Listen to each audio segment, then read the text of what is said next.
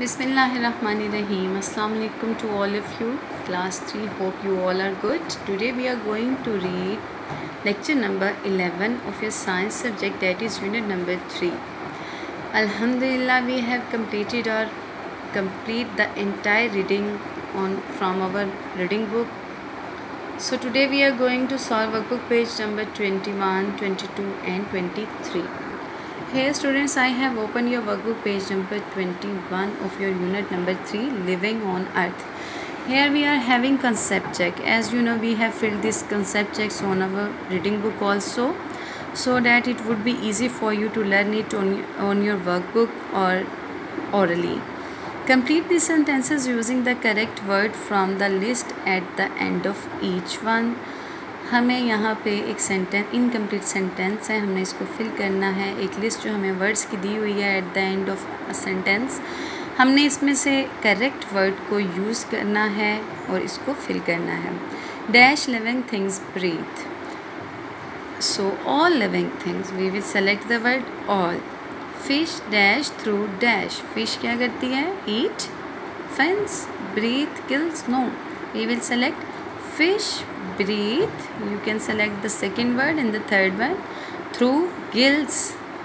Leaves take in dash through dash. So we will like leaves take in air. We will select the word air. Through stomata and the third word stomata. Here students discuss and answer. We are having how have the following animals adapted, where do they live, talk about the parts of their body which they help them to survive in their habitats.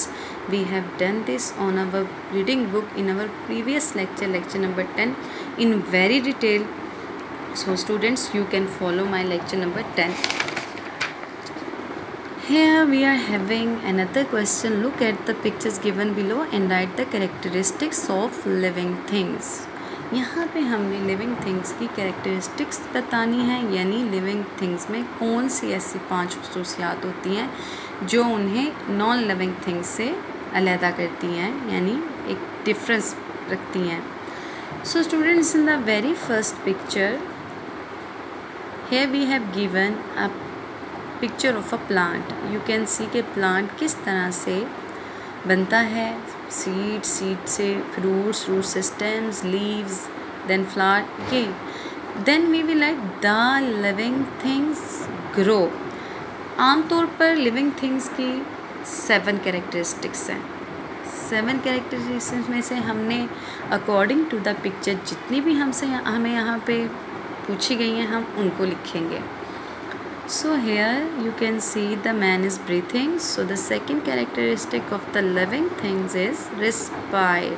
यानी ये oxygen को अंदर ले जाते हैं जो कि plants या ट्रीज़ बनाते हैं, और कार्बन डाइऑक्साइड को बाहर निकालते हैं जो प्लांट्स को चाहिए होती है ज़िंदा रहने के लिए. Next you can see a wolf is sitting beside its cub. So this is reproduce. The living things reproduce. You will write again here a man is walking, so we will write the living things move. Here a cow is eating, so the living things need food. We will write here the living things need food. Okay students, these are the 5 characteristics. हर जानदार चीज़ को इस चीज़ की ज़रूरत होती है, यानी वो grow भी करती है, रेस्पायर भी करती हैं, रिप्रोड्यूस भी करती हैं, मूव भी करती हैं, फूड भी उनको रिक्वायर्ड होता है. So on the next page, page number 23, we will discuss about habitats. हम ये पढ़ चुके हैं कि हैबिटेट्स क्या होते हैं. जो नेचुरल शेल्टर्स होती हैं या नेचुरल होम्स होते हैं एनिमल्स के या प्लांट्स के, उन्हें कहा जाता है habitats. Match the animals with their habitats. So we are having here pond, cave, polar region, rotten log. और यहाँ पे हमें एनिमल्स की पिक्चर, सी भी हमारे पास है और रेन फॉरेस्ट भी है, और यहाँ पे हमें 6 पिक्चर्स एनिमल्स की दी हुई हैं, जबकि 6 पिक्चर्स हमारे पास हैबिटेट्स की हैं, और हमने ईच हैबिटेट को ईच एनिमल के साथ मैच करना है, यानी उससे रेलिवेंट एनिमल के साथ. So first of all comes polar bear. इसके बारे में हम अपनी रीडिंग में पढ़ चुके हैं। That polar bear lives in polar regions. ये टू कोल्ड होते हैं और इनकी थिक फर की वजह से ये यहाँ पे सर्वाइव करते हैं। So you will match polar bear with polar region. In the next we are having bat. जो बैट होता है ये गारों में रहते हैं, सो ये अंधेरों में रहते हैं, so we will match the bat with cave. Next is hummingbird. Hummingbird एक बहुत दुनिया का सबसे छोटा तरीन परिंदा है और ये बहुत खूबसूरत परिंदा होता है। ये घने जंगलात में पाया जाता है, सो you will match it with rain forest. Next is frog. You can see frogs everywhere if you can see water in your streets or anywhere else। अगर आपको कहीं भी थोड़ा सा पानी नज़र आएगा वहाँ पे आपको फ्रॉग ज़रूर मिलेंगे, so you can match the frog with pond. The next is beetle. Beetle rotten logs में रहती हैं।